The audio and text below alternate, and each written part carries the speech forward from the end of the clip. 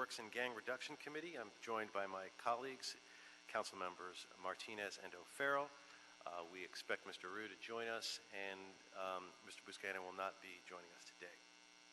Why don't we start? We have a couple of multiple speaker cards, so I will call up to start Mr. Herman, followed by several expletives. If you could come up, and we'll give you 2 minutes on the items, followed by your 1 minute of general public comment.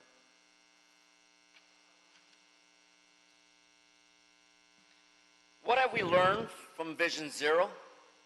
Well, my testimony today in council chambers was a fair expression of what's happening. Gutted money from the city coffers and a poor, inadequate budget to fund sidewalk and streets, curbs and ramps.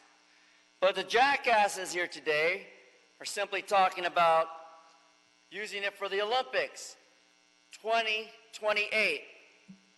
Who's out of your fucking mind to wait to 2028 for the fucking Olympics? You got $30 million a year to spend on Willits versus Los Angeles, and the FBI wants to know where the fuck's the money. Do you got it, Mr. Jew boy up there? How about you, dumbass, fag? And what about the other bitch? No one wants to talk about the money. Where is it? $30 fucking million a year. And Vision Zero's done shit other than put some fucking stupid bicycle lanes for some fucking stupid Korean to get murdered early this morning simply because he was riding safely on the street, crossing by navigation. You see how fucking stupid you people are? You don't deal with real solutions. That's why I'm here to criticize you openly and say to you, 42 USC, fuck you, Jew. So go back to your garden, Jew, and plant a scarecrow that looks like me. Maybe you could scare me out of City Hall with your fucking threats. But Vision Zero has done nothing for infrastructure. Nothing. And neither has his fucking city, and as Donald Trump said it, fuck all of you stupid Democrats who can't fucking build a wall. And now as far as my general public comment, dealing with assholes like you and mommy is bad enough. The public wants to know where the fuck's the money other than to subsidize it to your fucking cronyism of friends. Like Carol Goodson, the judge, who puts temporary restraining orders on people. Or what about that stupid, chueco, crippled old man, Mr. Stephen Hugo Rossiter? Fuck him too. Keep 2 items before this committee, thank you. That is before the committee, because everything in the budget that I put my money and hard time into is going to worth a fuck. Because you have city attorneys who are paid $300 to $600 an hour under Krikorian and Kanabi and Englander, who the fuck doesn't work for the city anymore. So fuck you, I know what I'm talking about. The people know it too. That's why I get to stand here and do this to you. Because I got that right. Freedom of expression, asshole. Fix the problems, you jackasses, and bring back a budget that's realistic and fix our fucking sidewalk and streets.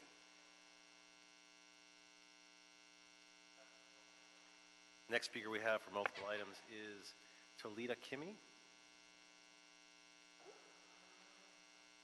Anyone here by the name of Tolita Kimmy? Seeing she's not here, we'll move to Antonia Ramirez.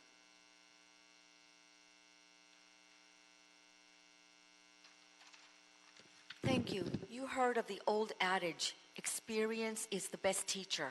Well, being homeless, I do know what goes on in the streets, and I know it firsthand before you all get wind of it. Now, we have a horrific drug, crime, homelessness, and poverty and gang epidemic. So I promise you, we're going to let the world know that the Gang Reduction Committee has done nothing to stop, quell, and combat the gang situation. You all should be... Please speak to the items in front of us. Yeah. You can speak to that issue in general public comment. I'm sorry. I was doing public comments first. I apologize. Okay, well, you've got 1 minute 20 left on the items in front of you, and then Okay. you'll have a minute for public comment. So please don't vote Democrats because they put us on the streets in homelessness along with poverty. Number two, I'm a little disappointed, one, with the vendors. Every time I see a lot of the vendors, I see them eating. And that is a little that's not very hygienically, because when they serve your meal, they've already stuck a lot of their food in their mouth. So I'm really grossed out by that. And two, a lot of our vendors gang connected or gang affiliated. It's just the reality. They're all connected. So be careful, because some of them are a little shady. They're not cooking very well, and you may end up getting food poisoning. Be careful. And number 4, instead of naming Jewel Thies Williams Square, I would like to name it Trump's Build the Wall Square. That would be a much better sign, don't you think? So again, ladies and gentlemen, now that may I finish my public comments? I'd like to say... Go ahead for a minute for public comment. Thank you very much. Thank you. I am delighted that President Donald Trump has done so much for this country. Thank God that Obama, the shithead, and Michael Robinson or Michelle Obama are out. We would have been like Venezuela in chaos, destruction, and poverty all over America. Trump saved the day. God bless Trump and Melania. Yes, people are angry and jealous of them because, one, Trump is masculine and Melania is beautiful. She's an elegant, beautiful immigrant. And so I'm so happy that they've transformed this country to greatness. There's beauty, and he has not divided the country. It was Obama's legacy. He divided this country. But and again, he's not a pussy, but he's a real man with balls. And he's taken America to a higher level that no Democrat has ever taken it, because they're so fucking petty. The man is tangible, substantive, and tangible. Thank you. And he's real, and he's blessed. God bless America and Trump. Oh, thank you. Okay, we have, Mr. Sachs, you put in a card for item number 6, but you also put one in for general public comment. So, Mr. Sachs, if you'd like to come up and do your general public comment. What's that? He's not here. Okay, then no, Mr. Sachs. Mr. Sachs coming up for general public comment, not here. Let the record reflect. Okay, colleagues, unless there's an objection, I'd like to move items 3, 4, and 5 on consent. Okay. So, without objection, is so moved. That takes us to item number 1. If you would read that into the record. Mr. Espinosa. Item number 1 is a joint report from the Bureau of Engineering and the Los Angeles Department of Transportation and the Bureau of Street Services relative to the budget for Reseda Boulevard Street Reconstruction Vision Zero program. This was also referred to the Budget and Finance and Transportation Committees. Okay, but before you start, I just wanted to set this one up since I've spent some time on this. This is truly a complete streets project. An example of how the city streets reconstruction program can use the infusion of SB 1 funds and local return dollars from county sales tax to implement the mobility plan in 2035. Reseda Boulevard, folks, is part of the Transit Enhanced Network in Mobility Plan 2035. The project includes bus boarding islands, which should significantly speed up the transit times on Reseda Boulevard, benefiting people traveling to CSUN from Tarzana Providence Medical Center, making the Orange Line connections, the Metrolink, the North San Fernando Valley Corridor. Reseda Boulevard is the busiest north-south transit street in the West San Fernando Valley, and some of the intersections have more than 1,000 boardings and alignments per day. It is part of the Transit Enhancement Network. And the portion of Reseda Boulevard is also part of the Bicycle Enhancement Network Mobility Plan of 2035. And it includes protected bike lanes, which close the gap in the existing bike lanes between Van Owen and Valerio in the heart of downtown Reseda. And when this project is complete, there will be a continuous bike lane on Reseda Boulevard from the top of the hill in Tarzana to the 118 freeway.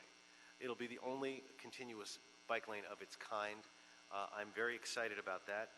The protected bike lanes will serve Reseda Park, Reseda High School, the planned extension of the LA River Bike Path, and a restored Reseda Theater, and the planned ice skating rink, which I've been working a lot on Sherman Way. The project also includes bus shelters. Street trees are critically important for those who walk and take transit in the extreme heat of the West Valley. And for future projects, I'm working with Adele and the Mayor's office to ensure that we have a robust street tree program and an effective street furniture contract so that all the elements can be funded from other sources. But that isn't the case yet for this project. It includes green infrastructure to infiltrate stormwater into the aquifer, reduce runoff into the concrete LA River. But for the future projects, I want to see how we can use the Measure W funds to fund stormwater elements that are integrated into our street projects, into all of our street projects. So I wanted to bring up the Bureau of Engineering, Bureau of Street Services, Department of Transportation at the podium. So please come forward. I know I might have stolen some of your thunder on this, but it's something that we've been working closely on, so I wanted to explain some of the reasons what I care about it and let you bring forward the report. Thank you very much. I'm Gene Edwards with the Bureau of Engineering, and as instructed by Council, the Complete Streets Program is reporting on the development of the Reseda Boulevard Street project.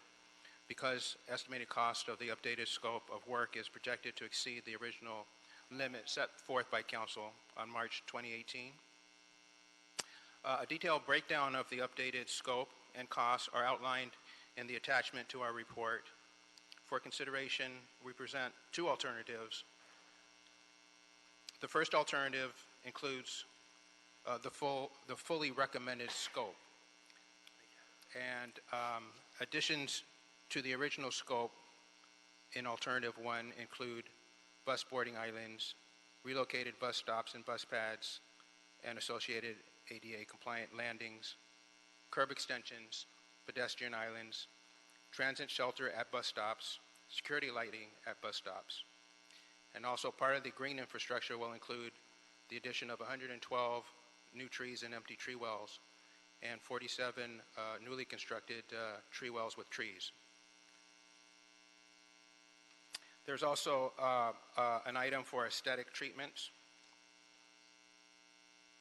And aesthetic treatments could include any of the following: concrete treatments such as stamped concrete and adding color, pavement artwork at crosswalks, dry well cover beautification, pedestrian wayfinding signage, place-based signage, pole wrapping beautification, traffic control box beautification, bike racks, and public furniture.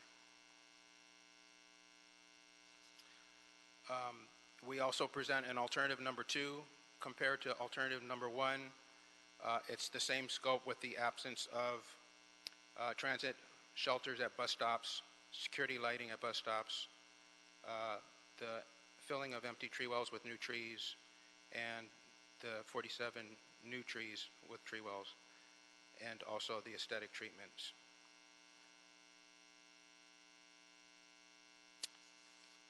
We have an updated schedule to report. We're targeting the design to be finished by December of 2019, and after bid and award, construction to start June 2020. Construction is to be finished by December 2021, which is a construction duration of 18 months. With that, we'll take questions. Sometimes being one of the first projects for a new concept means the project's going to have kinks that need to get worked out. The first batch of Complete Streets has seen a lot of fluctuations in costs. What accounts for the drastic increase in cost for this project, and what are the lessons learned for future Complete Street projects as we try to make our way through the list of all of the Complete Street projects that are there? I'll start, and then maybe DOT will chime in. Basically, for Alternative 1, the changes mostly amount to an additional $3.1 million increase in the preferred type selection of Vision Zero safety countermeasures, which is includes changes such as revisions to the protected bicycle lane reconfiguration of the street and parking, the addition of bus boarding islands, bus stops are being relocated with shelters, security lighting, bus pads, and curb extensions, pedestrian islands. The lessons learned is the When the program was first developed, it was in response to the newly created SB1 funding, which was the program development was accelerated in order to meet the listing of the projects on the state's SB1 list, which was transmitted to the California Transportation Commission. Moving forward, there's additional effort allotted to the development of these projects and a full assessment of site conditions. And so in the future, we don't expect such large revisions in scope. Nader Asmar from LADOT. I also want to add that the previous action by the council said to include in the design concrete elements for the Vision Zero and then come back if there was an increase in cost associated with that. So in the initial budget that we had, it did not include those concrete elements. So we wanted to spend some time doing a project development process and talking to the community, which we did extensively to try to come up with the best project for this corridor. And we designed some concrete elements into the project that were not there before. And that has caused an increase in the cost that we're coming back with for the Vision Zero elements specifically, about $3 million for that. There was slightly less cost on the signals, but overall, that's what the package came back as. And so we just wanted to come back and give that to you as an option, something to consider if we want to go forward with this project. Great. And then the report states that the design is going to be completed by the end of 2019, but BOE has reported the cost estimates are based on the final design. So how far is BOE in the design process, and is the project scope or budget likely to change again? Does it need to be fully funded before it moves forward as well? We don't need fully funded. We will cash flow the design efforts using a consultant. Design has recently started and will be accelerated to meet that schedule. Colleagues, any additional questions? Mr. O'Farrell? Congratulations. Sounds like a great project. Reseda is extremely critical for the valley. So to do these improvements, I think is really going to help set the standard across the city. So, congratulations and on your leadership. Yeah. Seeing no other questions or comments, I'm going to move that we approve the recommendations in the January 31, 2019 joint report. Without objection, that's so ordered. Thank you very much. Thank you. Thank you. Mr. Espinosa, would you read item number 2? Item number 2 is a report from the Bureau of Street Services relative to near-term staffing needs, and an initial update on the permit system for the sidewalk vending program. This was heard by the Economic Development Committee. They approved it on February 12, 2019. It's also referred to the Personnel and Animal Welfare Committee, and a request was made to refer this to Budget and Finance as well. Great. We invite Gary Harris and David Rivera from the Bureau of Street Services to come forward. Good afternoon. Gary Harris on behalf of the Bureau of Street Services, along with me, David Rivera. And in November of last year, the council adopted a new ordinance that legalized vending in the public right-of-way and in city parks.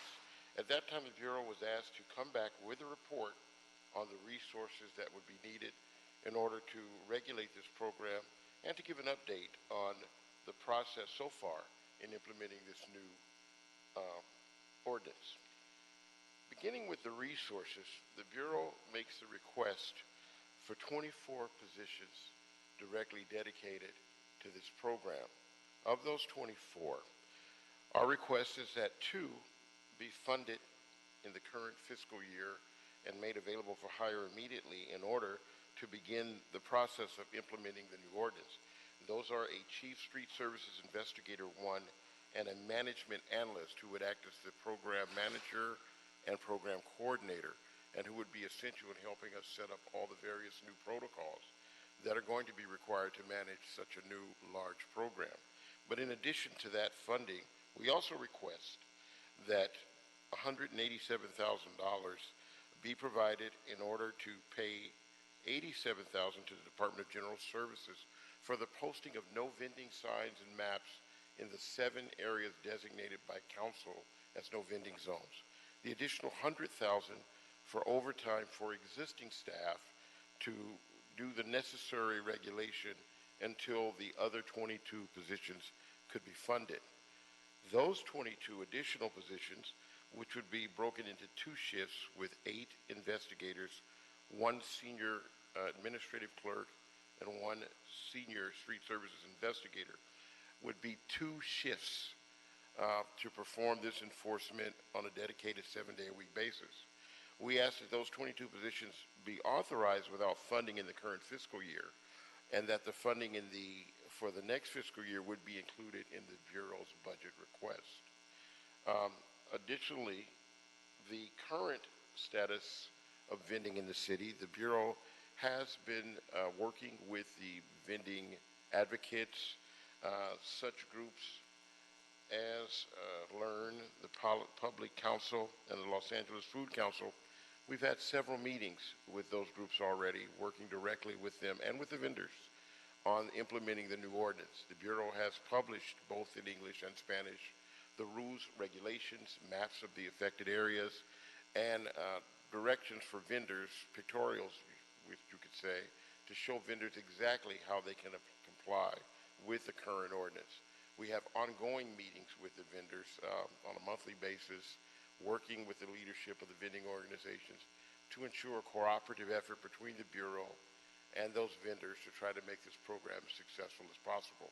Our primary goal is to more education and outreach as opposed to enforcement. And so far we see that approach is working to the limited extent that we're able to do it with the resources we currently have on board. I'd be happy to answer any additional questions you might have at this time. Great. But before we go to questions, I was just informed we do have a public comment speaker, and so I'm going to ask the person in the public to come up, and then we'll go to the questions from the committee. Lyric Kelkar. Apologize I didn't get to you before. Just didn't show up on my screen, so go ahead.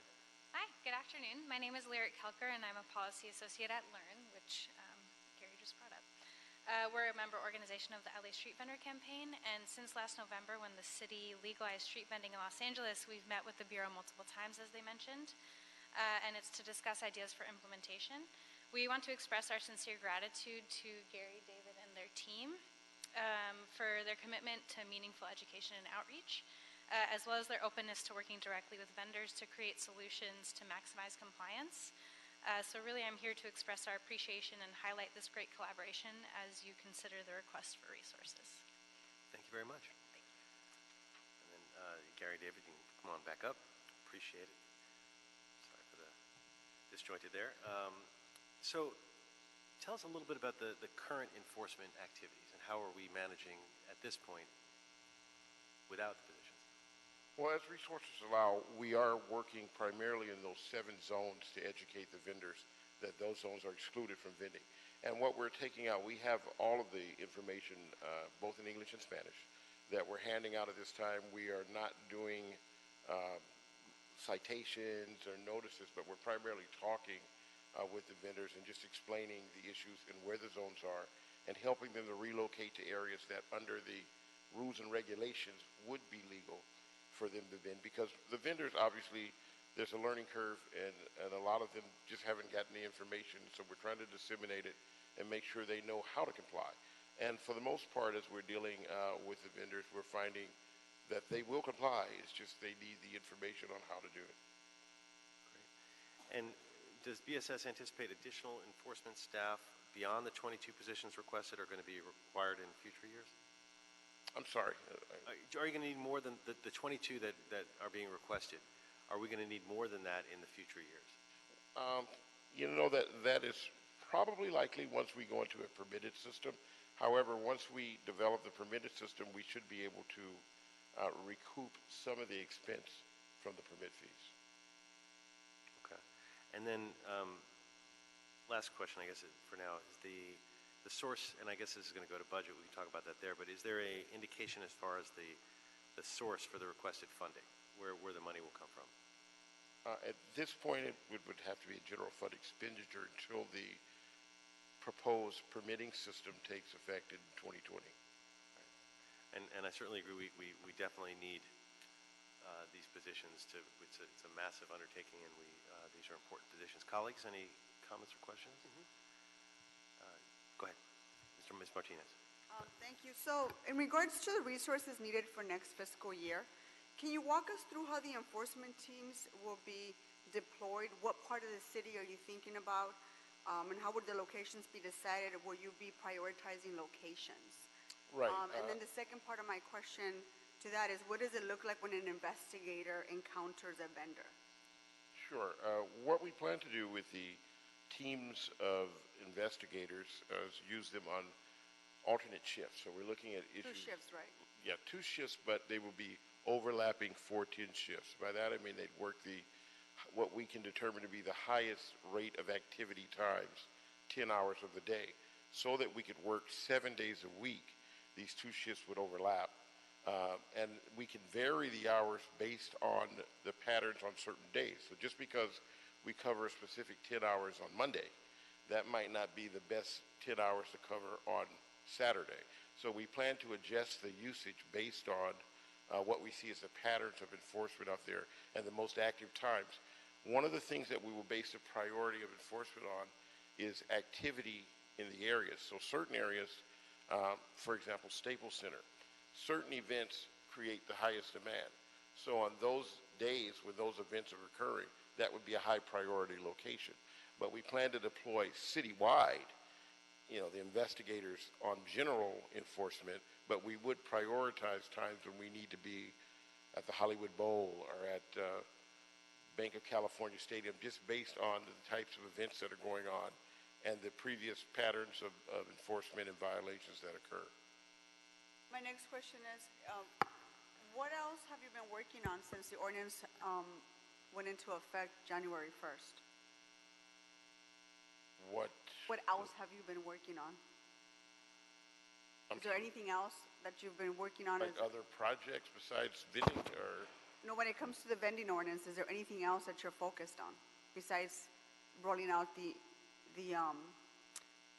staffing and the enforcement piece? Oh, yes. Well, obviously, we're working with, as was said earlier, we're working with the vendor organizations. One of the things that we're currently assisting them with is putting out another educational piece that they're going to do with... that the vendors are going to do, or the organizations are going to do? The organizations are going to do, but we've been cooperating with them and trying to help them with the information that they're going to put out to make sure it's effective information. And so we're working with them in a partnership to do that. We have events coming up, such as a vendor summit that we're going to be participating in. When is that? David, you want? The date hasn't been scheduled yet. We're just. Is it over the summer or the next couple of weeks? Probably or? the next few weeks. Okay. And my final question, Mr. Chair. So I understand you're in the process of fabricating and installing up to 200 signs. Correct. No vendor signs, no vending zone signs. Are you considering bilingual signs as well? They are in Spanish. They are in Spanish and in English? And English. And they also include the actual map of each location. Oh. The first signs have gone up today. Do you have a copy or a picture of what it looks like? Yes. You don't mind sharing it with us? Sure. Okay, that's it. Thank you, Mr. Chair. That's it. Great. Mr. O'Farrell.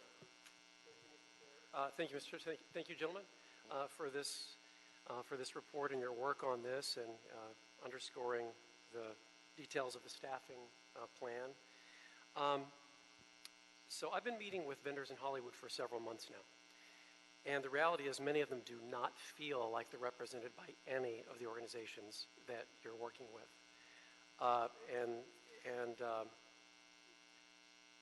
So question, have you worked independently of LEARN or ELAC or some of the other organizations that may enable you to reach other vendors who don't feel that they're represented by those organizations? Well, we're trying to make outreach to any organization that we become aware of to make sure that we're, fairly getting the information out to all the vendors. And even along the way, other things such as the vendor summit we just talked about, we want to attend these types of events to get the message out beyond the groups that we're specifically working with now. And we're very open to any suggestions on better ways that we can communicate this outreach to other groups beyond the ones that we're working with at this time. So please send all the information to our office so that we can inform the vendors that we've been working directly with, and it's growing in numbers. The last meeting we had, I think there were over 45 vendors in Hollywood who feel that they are not represented by any of the groups that have been involved in this process, and I would hate to see them excluded from the conversation. There has been behaviors that I'm very critical of, quite frankly, by some of the groups. And some of the vendors many of the vendors have come to me and felt that, they have a perception that if they don't go along with the status quo of some of the groups, that they're being punished and threatened in some cases. And that's just the feelings that have been expressed to my office. And I want to make sure that, as we move forward, especially as it relates to the no vending zones, some of the groups have actually organized against our office in relation to the no vending zone on Hollywood Boulevard. And I'm just going to put it out there. And then have trolled my office on social media. And those are some of the very groups that you're working with. That seems to have calmed down a little bit, but that also includes Public Counsel and Learn, who have organized protests in the past. I'm hopeful that those behaviors will improve since we have approved a vending ordinance. But just I want to caution that there are a lot of independent vendors who really, I don't think, at this time want to be represented by any of the groups that you're working with. No, not to discredit them, because I'm sure they're doing really great work for a lot of the vendors. But I just want to make sure that those who are operating independently, that their voices are heard as well. And we're making sure that everyone's informed of exactly what the regulations are, and we're also, of course, circulating the ordinance in Spanish. And certainly we will make every effort to reach out to your office and make sure that information is disseminated that way. But we also plan to, as we get the staffing, to do some of our own workshops internally where we just invite vendors in general into the program from organizations or independent to make sure that everyone is getting that information. So that will be occurring too as we go through this outreach program. Thank you, and colleagues, it'll be our responsibility to make sure that we have a neutral party who will issue the permits once we get to that step. That's going to be really, really important. Thank you. Thank you, Mr. O'Farrell. Mr. Rue. Thank you, Mr. Chairman. Just a few questions. The expungement program, which was something that I was very supportive of and interested in, do you know when that's going to roll out, or is that going to, and where are you on the expungement program for individuals with previous vending misdemeanors? Well, actually, that's with the city attorney, and they're handling that part of the program, so I would defer to them to answer on the time frame. Ted Jordan, Assistant City Attorney. I don't have that information, but I'll be happy to get that and report that back to you. Yeah, and because in council, the goal was for it to roll out simultaneously, so we could have a program where we help expunge those records for those. So that was the goal, and I just want to know, get an update later on. That'd be great. Secondarily, thank you again for your thorough presentation today. And I believe the 22 positions that you're talking about is for education and enforcement, right? Right. Of the program when it actually starts rolling out next year. Correct.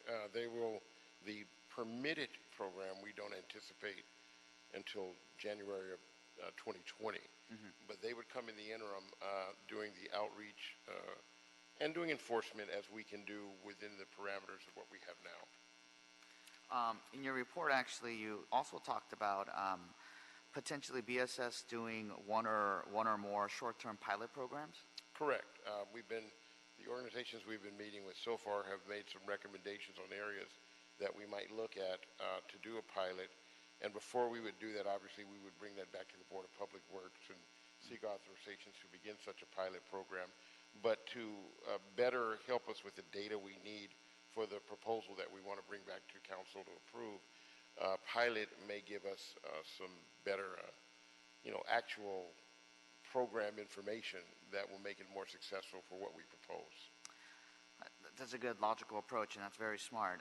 But I had a question on, so who's going to run those pilots? Is it going to be the department or an outside contractor, or? The Bureau would run the program. It would be, because we're talking something small in Right. scope. Right. Do you know how many you're talking about? Do you have a rough number yet? We really haven't got to that point yet. We're still in the very beginning stages of discussing it. Are you going to have, how are you going to select the actual pilot project locations? Is there some sort of criteria you guys are? Yeah, we're looking at some areas that are already have their voluntary setup. Some of the organizations are already running pilot programs in a few parts of the city, well, similar programs that are not really authorized by the city.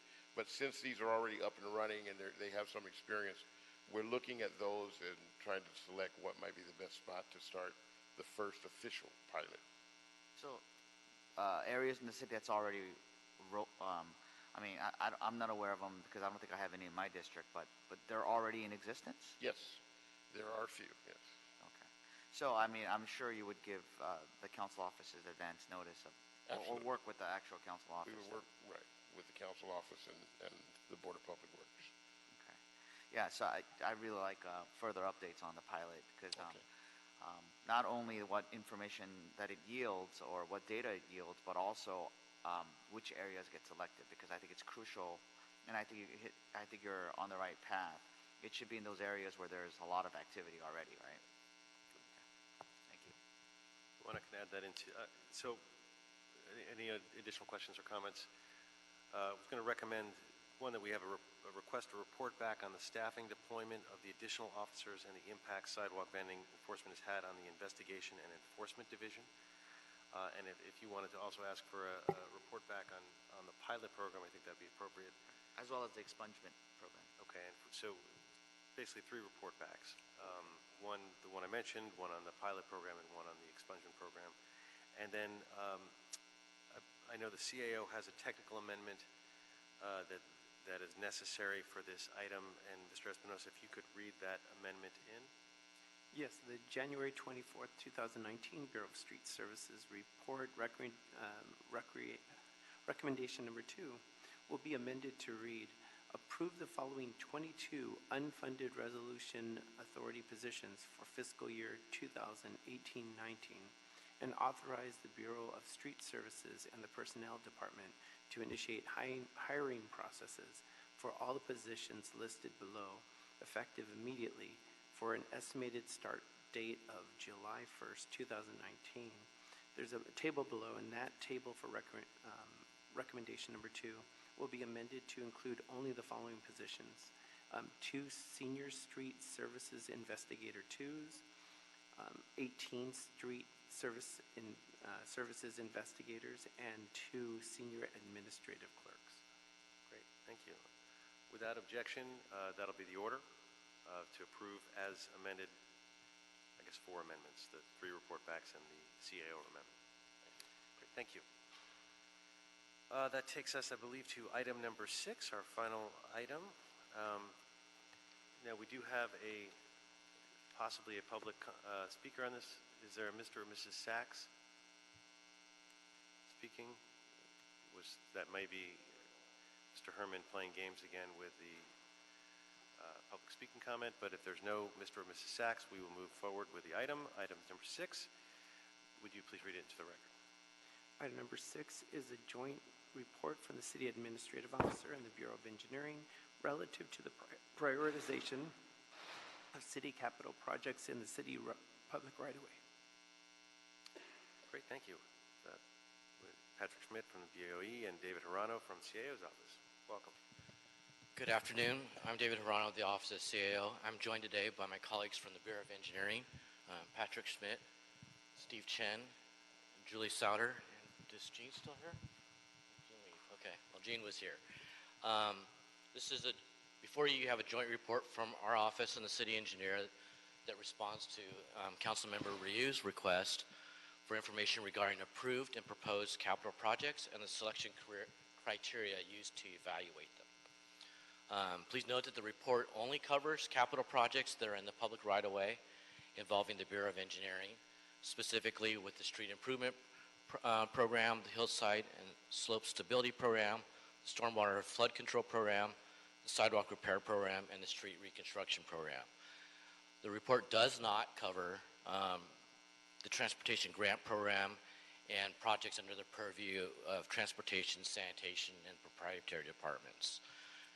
The report for you does describe the evaluation process for each of the 5 categories and provides lists of projects funded and unfunded, and we've sorted the projects both based upon their evaluation criteria and based upon their location in different council districts.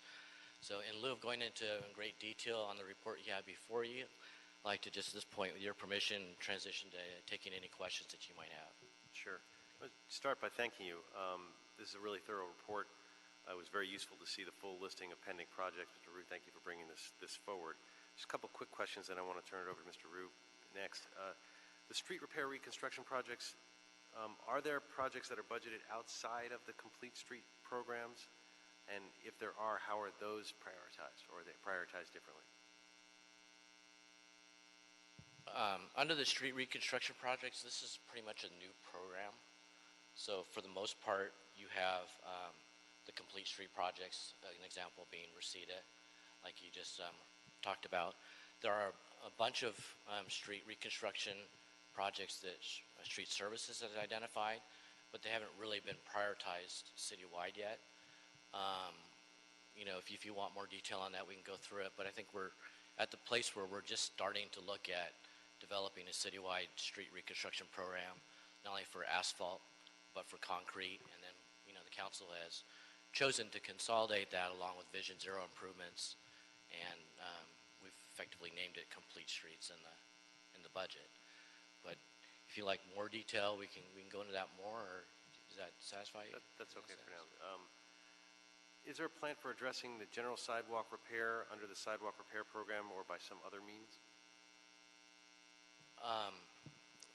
The sidewalk repair program that you're looking at really is generated by the Willits Settlement Agreement. It's headed by Ms. Sauter here and Robert Vega in the Bureau of Engineering. For the most part, that's where the general focus is. The list of projects you have in here really relate to municipal facility projects that are being identified under the settlement agreement, but there are other sidewalk repair projects out there. We do have, in our capital program, we have a lot of projects that do a lot of sidewalk repair. Some in association with other facilities, other projects, and some are just pure sidewalk repair projects.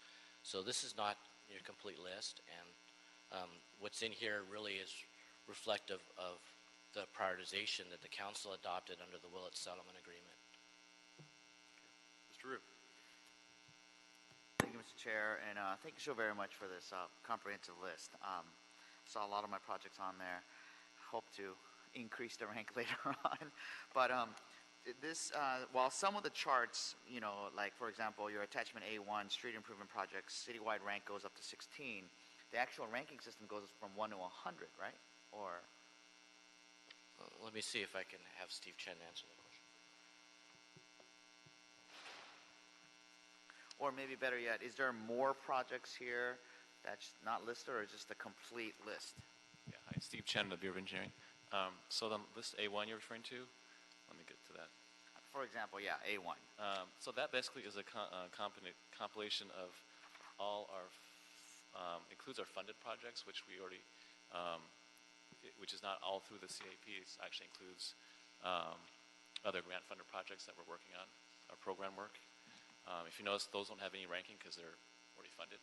Then the ones that are falling down, like on page 4 or so, you start seeing a citywide ranking on those. And those are the ones that are not funded. And those are basically our budget request for. Right, so the non-funded ones, number 1 obviously is more urgent than number ranks 6 or 7, yeah, right? Mm-hmm. So what I'm saying is this the full list? Is there more after 16? After citywide rank 16, there's 2 projects ranked 16. Right. Is there anything after that? No, that's it. These are like, I guess, grouped rankings. So, you know, there's probably like, I think there's 60 projects, but there's only 16 rankings because we grouped them in. There's only 16 yeah, rankings. Yeah. But right. For some of the other charts, like B2 goes up to 30, Yeah. and the other ones goes up to 165. So how does, for C1, like, it's 165, 155? I mean, how does, Right. do those rankings correlate at all? Yeah, no, they're not correlated. There's actually we have different ranking systems for different types of projects, and we have different criteria and different kind of metrics for ranking them. So being ranked 10 out of 16 is not too good. You're like Well, I mean, bottom middle. Yeah, I mean, Okay. yeah. You know, I think you briefly mentioned about you're revising the city's capital policy. If you are, can you elaborate the process and talk a little bit more about that? Yeah, our office was asked to reevaluate the city capital policy, and we're doing that along with looking at some of the other financial policies. The process right now is internal to our office, and I'm not sure exactly what the schedule is for daylight and that, but you guys will all be briefed in as the appropriate time as my boss determines. But right now, we're just working through the internal process. Okay. So, in the meantime, how often are these projects reassessed for ranking and prioritization?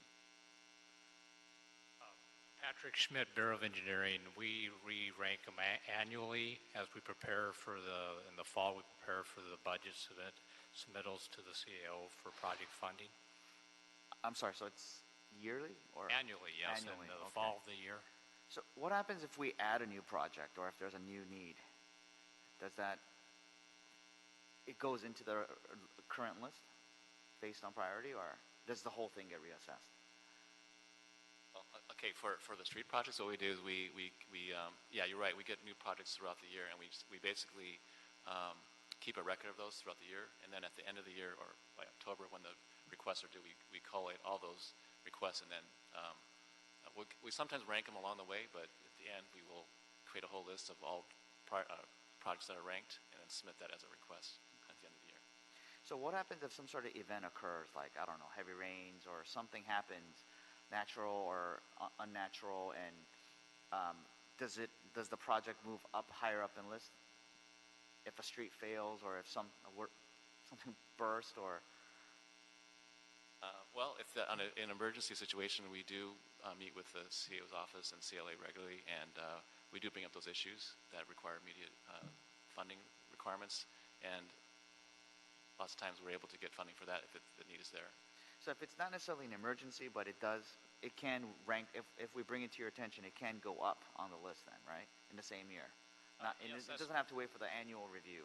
No, that's correct. For example, in the storms we've been having, there was a project on Mannix Drive, which we took care of right away on an emergency basis, but we did go through and score that, and it's actually ranked at the top of the overall list now for the Hillside Slope Stability Program.